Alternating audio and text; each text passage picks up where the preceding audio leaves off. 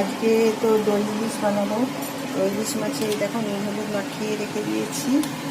আর এখানে হচ্ছে এই যে টক দই নিয়েছি, একটু জিরের গুঁড়ো, লঙ্কার গুঁড়ো, গোলমরিচের গুঁড়ো, কাঁচা লঙ্কা আর দই গুঁড়ো দিয়ে সব দিয়ে মশলাটা রেডি করে নিচ্ছি। নুনও দিয়েছি একটু। এটা এখন ভালো করে ফেটিয়ে নেব।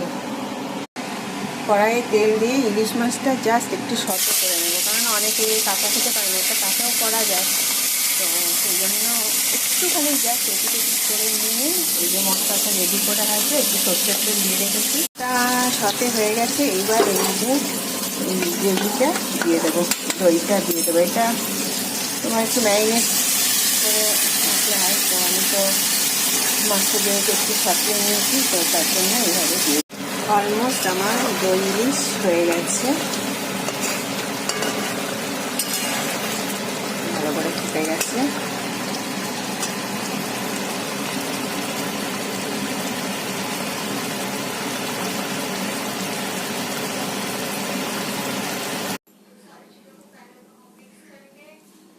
Looking so delicious.